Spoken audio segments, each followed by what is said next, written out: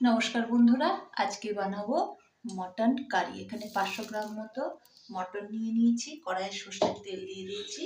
ফোড়নে দিয়ে দেবো জৈত্রী, জায়ফল, গোটা গরম মশলা, শুকনো লঙ্কা, গোটা জিরে আর তেজপাতা। দিয়ে দেবো একটা বড় সাইজের পেঁয়াজ কুচি দিয়ে দেবো। পেঁয়াজটা একটু তেলে দেবো লাল করে। পেঁয়াজটা লাল করে ভেজে নিয়েছি বন্ধুরা। দিয়ে দেবো 1.5 চামচ মতো আদা বাটা আর 1 চামচ মতো রসুন বাটা। সাথে রসুন আর আদাটা একটু ভেজে নেব। মটন কারি বানানোর জন্য পেঁয়াজ, আদা, রসুন ভেজে নিয়েছি বন্ধুরা। তার মধ্যে মটনটা দিয়ে দেবো।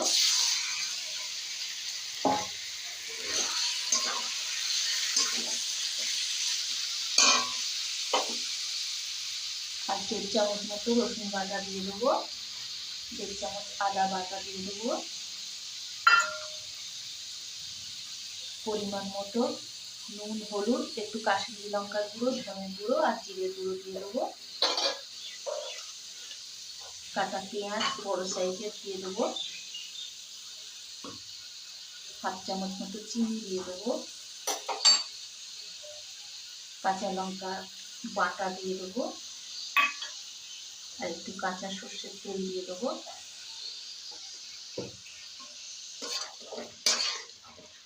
নেড়ে চেড়ে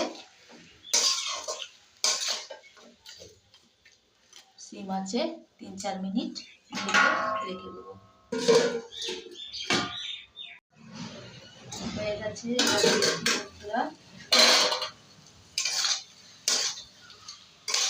কিছুটা জল বেরিয়েছে। এর মধ্যে দিয়ে দেবো 2 ছোট সাইজের টমেটো কুচি আর দিয়ে দেবো কিছুটা চুই ঝাল।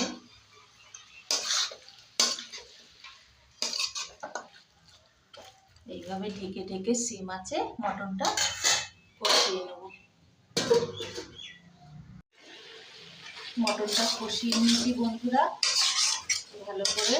এর মধ্যে উষ্ণ গরম জল দিয়ে দেবো।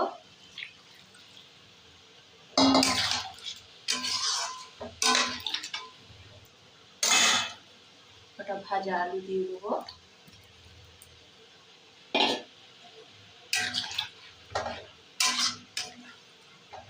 আধা ঘন্টার মতো সিম আছে ঢেকে রেখে দেবো। মোটামুটি মটন সিদ্ধ হয়ে গেছে বন্ধুরা। মটন আলু আর এর মধ্যে গরম মশলা বাটা দিয়ে দেবো।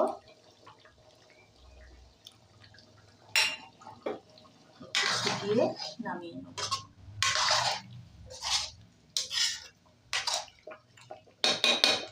মটন কারি রেডি বন্ধুরা। কত সুন্দর কালার এসছে, পুরো কাঁচা লঙ্কায় বানানো মটন কারি রেডি। এবার নামিয়ে নেব।